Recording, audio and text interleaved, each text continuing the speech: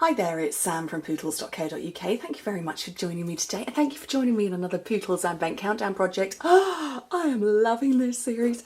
So excited to share this with you. Now, last week you saw my stack of boxes made with the envelope punch board and the Christmas Around the World paper. Today I have got lidded boxes for you, and there are 5 of them again, like before. If I turn it this way so there's no embellishments, you can see them a little bit better.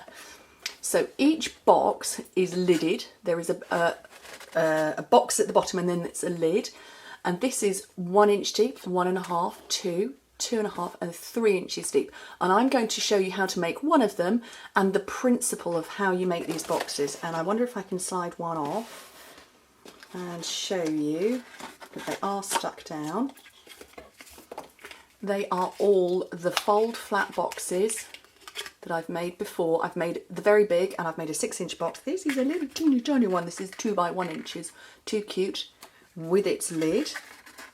And I'm going to show you how to make them. Let me just slide that ribbon back on.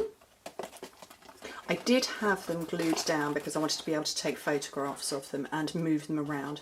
They've wibbled a bit. But I've got really cute decorations on here. I've made a bow like last week's project, and then I have got our gorgeous ornaments, which I am totally addicted to. I absolutely love them. And then our lovely wired ribbon. Right, but let me show you how to make it now. What I've got, and I worked with the Merry Christmas paper, Merry Little Christmas paper, that one that's green and black. I can't remember the name of it. And I worked with that quite deliberately because you can get the cardstock in 12 by 12. I could have worked with Cherry Cobbler or maybe Night of Navy because we do 12 by 12 cardstock in that too. But this one actually has been released at Christmas. If I grab my catalogue, you will see why. And I will get on with the build in a minute. And it's in here. Oh, that was brilliant, straight open. Merry Little Christmas paper, and you've got 12 by 12 in Old Olive and Craft, which actually I would be, to be fair to say, it's actually more crumb cake than craft. But you get 12 by 12 and you don't really get very many other 12 by 12 colours. And obviously my first box is that size. I'm actually not going to make it that size because I want to teach you the principle of this particular box. And the principle is that the piece of cardstock and paper that you work with, they're both need to be exactly the same size, and you need to be able to easily divide it into 4 equal sections. Now this is 12 inches. I'm just going to work in inches for the moment. Please don't worry about writing any of these down. Everything's going to be on my blog for that box, that set of boxes. But the principle is you need to divide it by 4. So 12 divided by 4 is 3 inches. So you've got, those are your 4 marks. You know, 5, take a piece of cardstock that's 10 inches, you can divide that 2.5, 5, 7.5 and 10 and so on. But you need to make sure that your piece can be divided by 4. So, and that would be the same in metric as well. So you would take yours down to 30 centimetres rather than 30.5. I always believe in taking that little ½ inch off. So what size should we go with? I don't know. I don't know. I don't know what size to do. Shall I go with 8? Because I can divide that up. Okay, we'll go with 8. So I've got a piece of cardstock that's 8 inches. So you would work, if you were metric, you'd work at 20 centimetres because you can divide that by 4. And this one. So like I say, you've got to be able to divide it easily by 4. If you really want to work in 7/8 of inches, feel free. I don't dislike working in that size, I just choose not to. So I've got my scoring tool here, and obviously by it being a piece of cardstock that I could divide into 4 pieces, that's fine. So it's easy to go. So it might be easier if I write it down, and if you were to do this I would suggest you write it down as well. So my piece of cardstock is 8 inches, which means I could divide it at 2, 4, 6 and obviously 8 is the end. You want to be scoring it at this one and this one. That obviously is the edge of the paper, and you need to put a little mark at that one. So if I bring that back over, you score at 2 inches and 6 inches, which I said over there, and you mark at the one in the middle. So that's my paper is bisected and marked. So those will be 4 equal increments, and you just do the same on the way round. So at the 2 and the 6, and mark at 4. Obviously they're already scored, so I just need to mark it there and mark it there. Making sense? Same over on this one, because it is exactly the same size. 2, 6, mark at 4, and 2, 6, mark at 4. So in metric, off the top of my head, this would be a 20 centimetre piece of paper. You'd score it at 5 and 15, and you'd mark it at 10.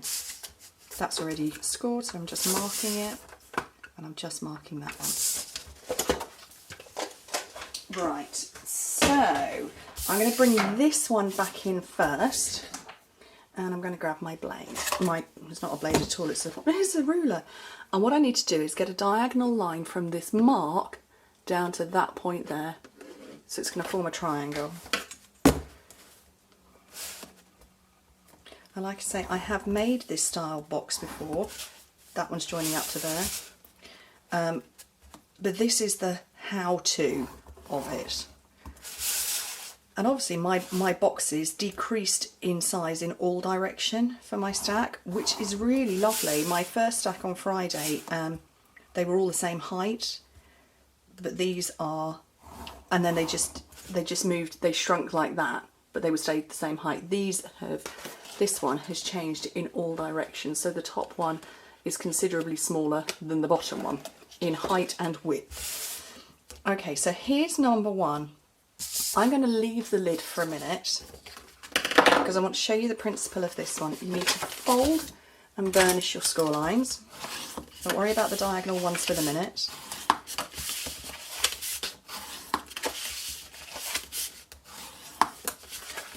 Okay, and then you need to start cutting. So get yourself a good pair of scissors.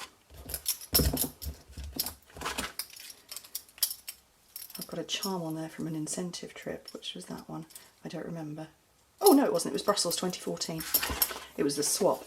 Right, so cut here and also cut from that point to that point, but make it slightly less. So you can see it's not exactly in the middle. I've got just a wedge out, so that bit is actually bigger than that one. And just keep doing it all the way around. So you cut straight down there. If I make this a bit more obvious, you'll see what I've done. Can you see that's not on the corner? Keep going, keep going, keep going, all the way around.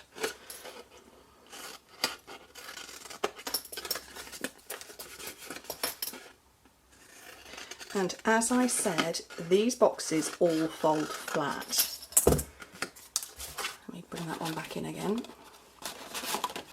Ooh, dropping it on the floor. So they fold completely flat for storage purposes. Flat as a pancake. So if you want to make these in advance, if you're like me and you like to prep for Christmas early, if anybody saw my Facebook page recently, might possibly have been shopping for decorations. So if you want to make it early, you want to make your lid like this as well. However, if you're making it at the point in time that you're giving it, you might not want to have a lid that collapses in. So I actually haven't scored this.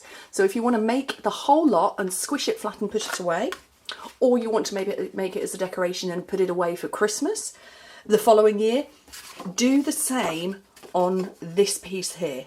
So you'd put your scored lines in there and you would cut it to the same shape as that. If you don't, you just cut.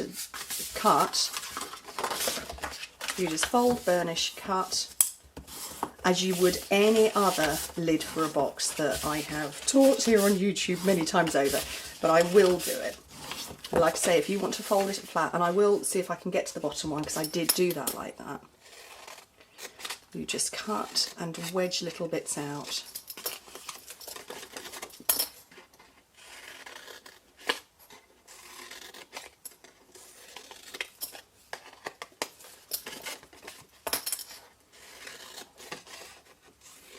One of the other things about doing this box that folds flat is actually you get a perfect flush finish when you get the lid on, and I know we've all had that time when you made a box and you went, darn it, lid didn't fit.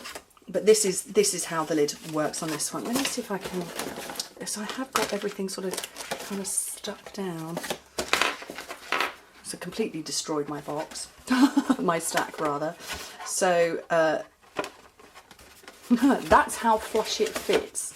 So this completely folds down. This is the biggest one with a piece of 12 by 12. Folds completely flat, and the lid does as well.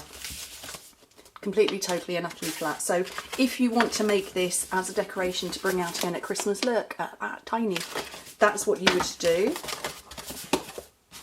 That's where you put your goodies, and obviously depending on how much you've got in, it might expand out. And the lid fits absolutely perfectly over the top. And obviously it doesn't sink because it's all the same size. And actually, to be fair, you can't really see this. I'm tilting these so you can see it in the light. So yeah, but I'm going to show you how to do just this part. Alrighty, glue in here. Where's my fuse? Love my fuse. Did you know there's a buy a fuse, get 2 refills free? We love it. There's all sorts going on now. There's designer series paper sale going on. There's